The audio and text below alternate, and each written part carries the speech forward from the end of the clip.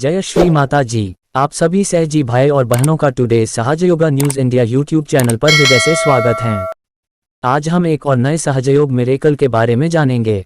सहजयोगी John fourth को 1978 में Birmingham यहाँ पर डॉक्टर जॉनसन हाउस में श्री माताजी के द्वारा आत्म साक्षात्कार मिला था। उसके बाद श्री माताजी ने सभी नए साधकों को फॉलोअप कार्यक्रम के लिए आमंत्रित किया था। उस समय श्री माताजी द्वारा किए गए कुछ चमत्कारों के बारे में उन्होंने इस अनुभव में बताया है। सुनिए इस अद्भुत, अविश्वसनीय, अकल्पनीय मिरेकल में एक बार जरूर आप सभी। उन्होंने हम सभी को आमंत्रित किया। John Firth, utterly inspiring recollections of our divine mother volume 1, 1982 से साभार।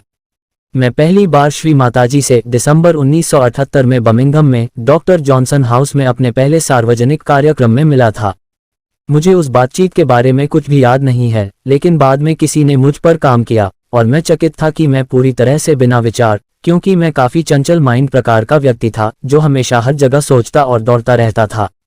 मैं पूरी तरह से गैर धार्मिक पार्श्वभूमि से आता हूँ, लेकिन फिर भी जिस व्यक्ति ने मुझ पर काम किया था, जब उन्होंने मुझे श्री माताजी के पास जाने और उन्हें प्रणाम करने के लिए कहा, तो मैं हॉल के सामने गया और उनके चरणों में घुटने टेक दिए, अपना हाथ रख दिया सिर हल्के से उनके पैरों पर, और उन्होंने मुझे पीठ पर थपथपाया। भगवान आपका भला करे, उन्होंने कहा। मैं पूर्ण सुख और आनंद की स्थिति में था।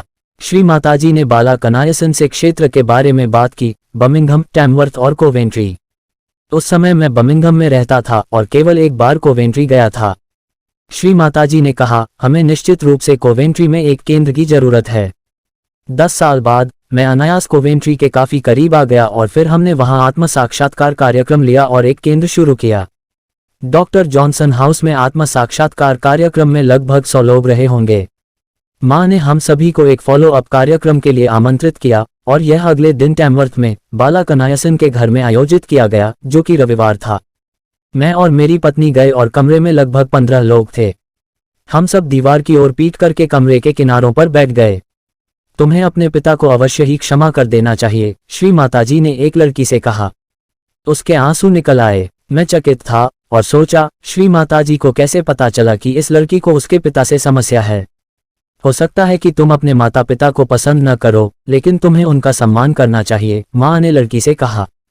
तभी दरवाजे पर एक लड़का था। उन्होंने श्री माताजी से कुछ कहा और उन्होंने उनसे अपने गुरु का नाम पूछा। उसने एक नाम बता दिया।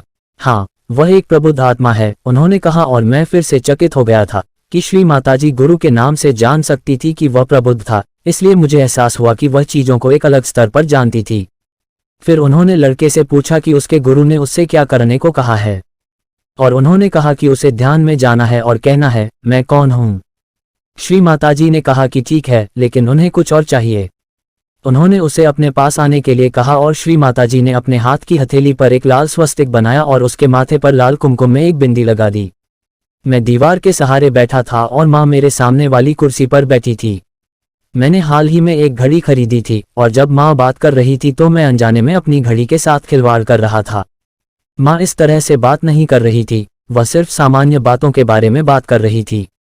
उन्होंने बात करना बंद कर दिया और मुझे अपनी घड़ी उन्हें देने के लिए कहा, इसलिए मैंने उसे उतार कर उन्हें दे दिया। भूत, वे मक्खियों की तरह हैं, वे हर जगह मिल जाते हैं, माँ ने कहा। उन्होंने घड़ी पर कुछ बंधन रखे और वापस दे दिए।